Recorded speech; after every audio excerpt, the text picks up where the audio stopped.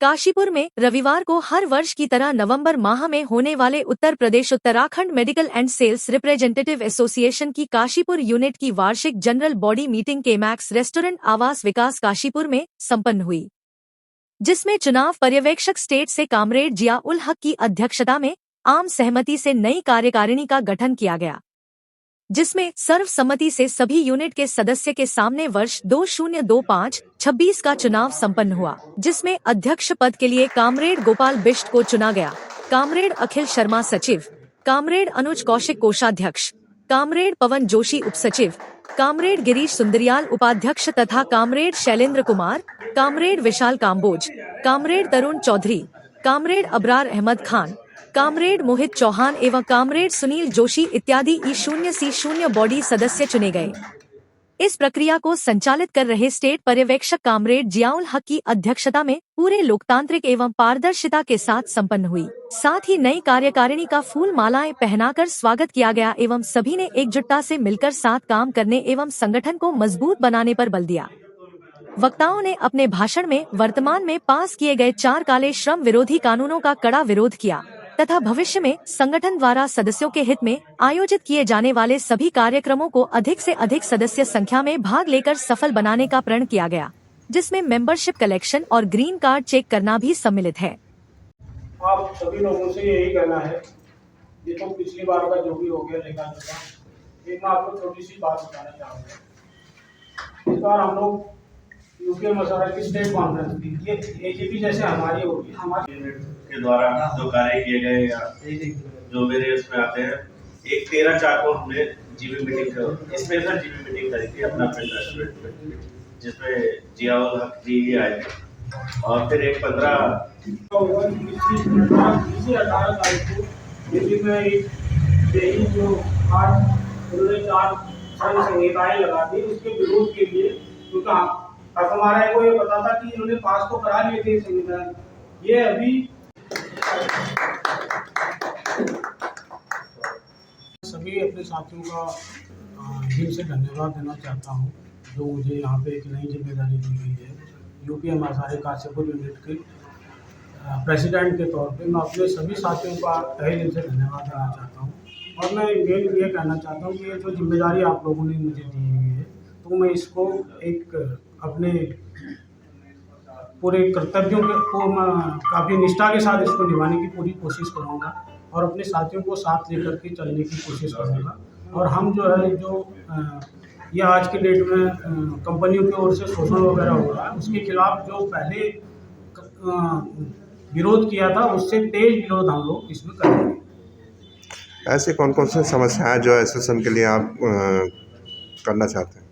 समस्याएं हमारी काफ़ी समस्याएं हैं इसमें। नंबर 1 तो हमारी जो समस्याएं होती हैं, हम एक सेल्स प्रमोशनल एम्प्लॉइज़ हैं।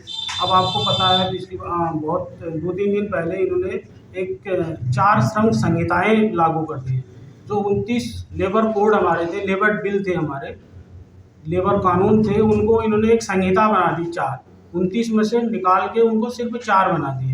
अभी तो ये मीडिया में, क्योंकि अभी आपको पता ही है मीडिया उसी का साथ देती है जो एक तो मालिकों का साथ देती है और दूसरा सरकार का साथ देती है। उनको अच्छी चीज़ें जो है बताई जा रही है।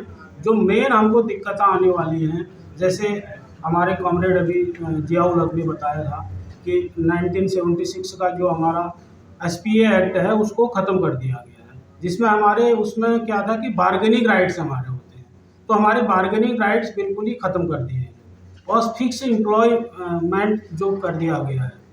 तो आप कुछ समय के लिए एम्प्लॉय रखिए, 1 साल के लिए रखिए, उसके बाद कॉन्ट्रैक्ट बेसिस पे जो है एम्प्लॉय को रख दिया जाएगा। तो उसका हम पूर्ण रूप से विरोध कर रहे हैं। हमें आशा है सरकार से कि ये 45 दिन के अंदर में ये सरकार इस बिल को वापस ले लेगी, जो पुराने 29 हमारे कानून थे उनको पुनः बहाल करेगी। हम उसके लिए पूरी तरीके से आंदोलन करेंगे। जो भी हमारी गाइडलाइन आएगी, हमारी जो शीर्ष संस्था है अब हमारे और CITU के निर्देशानुसार जो भी हमारा गाइडलाइन आएगी उसके अनुसार हम काम करेंगे, उसका हम पुरजोर विरोध करेंगे। और हम सरकार से ये उम्मीद करते हैं और हम सरकार से कि अपेक्षा भी करते हैं कि वो इन काले कानूनों को, 4 जो काले कानून हैं उसको वो वापस लें। हमारे जो पुराने 29 कानून हैं उनको जो है फिर से पुनः बहाल करें। ये हमारी मुख्य मांग है इसमें। देखिए, मैं हल्द्वानी से इस एजीबी को कराने के लिए आया हूँ एज ए ऑब्जर्वर, और मैं यहाँ पर सीईसी मेंबर हूँ और अपनी स्टेट बॉडी में एज ए जॉइंट सेक्रेटरी हूँ। जैसे सबसे पहले तो मैं अपने यहाँ पे जो हमारी नई कार्यकारिणी बनी है उनको सबको मैं मुबारकबाद देना चाहता हूँ और आशा करता हूँ, उम्मीद करता हूँ कि सभी हमारे जो पदाधिकारीगण हैं वो एक बड़ी जिम्मेदारी के साथ अपनी जिम्मेदारी निभाएंगे और जो भी समस्याएं हमारे फील्ड वर्कर को हैं उन समस्याओं पर अच्छा काम करेंगे। यही मैं इनसे सब अपनी जो नई कार्यकारिणी काशीपुर यूनिट में बनी है उनसे मैं यही उम्मीद करता हूँ। देखिए, हमारी जो लड़ाई है बहुत ही पुरानी लड़ाई है। इन लड़ाई में 1976 में एक एक्ट बना था, श्रम एक्ट बना था। अब वो एक्ट बनाने के लिए जो हमारे पुराने जो साथी थे, कुछ आज इस दुनिया में हैं भी या कुछ नहीं भी हैं, उन्होंने बड़ी मेहनत की। उन मेहनतों के साथ में 1976 में वो कानून बना पाए, लेकिन अभी तक अब 50 साल होने को जा रहे हैं 2026 में। कितनी सरकारें आई, कितनी सरकारें गई, लेकिन किसी भी सरकार ने उन हमारे कानूनों को जो हमारे एक्ट संसद में पास हो गए थे उनको इम्प्लीमेंट नहीं किया, क्योंकि जो भी सरकारें आई वो उद्योगपतियों के दबाव में उन सरकारों ने काम किया।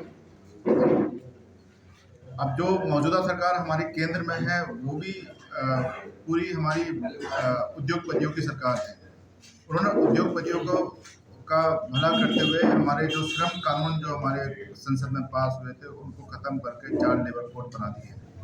उन 4 लेबर कोडों में सबसे जो बड़ी हमारी जो हमारे साथियों को जो दिक्कत आने वाली है वो दिक्कत ये आने वाली है कि एक ठेकेदारी प्रथा ये यहाँ पर अब ये स्टार्ट होने जा रही है कि जो भी कंपनी कोई नया हमारा साथी को अपने यहाँ नौकरी देगी तो वो एक फिक्स टर्म प्लान के तहत उसको नौकरी देगी।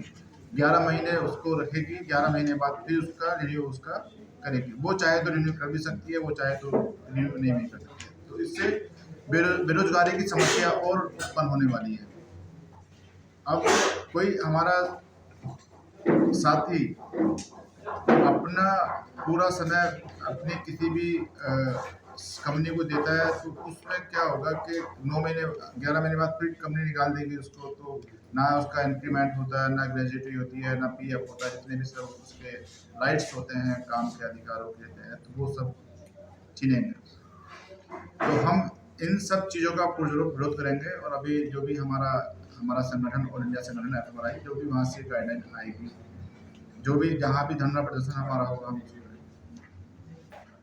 पहले तो मैं अभी अपने सभी साथियों को बहुत बहुत धन्यवाद और आभार प्रकट करना चाहूँगा कि मुझे तीसरी बार सचिव बनाने के लिए अपनी दूसरा आपको पता ही है हमारा श्रम कानून के विरोध में ही जो आगामी मतलब जो गवर्नमेंट है वो हमारे को परेशान करने में लगी है अन्य अलग तरीके से हमारे लेबर नियम जो है वो लागू करने पर लगी और अभी 4 नियम लागू भी कर दिए हैं उन्होंने अभी 4-5 दिन पहले ही गवर्नमेंट ने। तो उसके खिलाफ हमारे कुछ प्रदर्शन हो रहे हैं।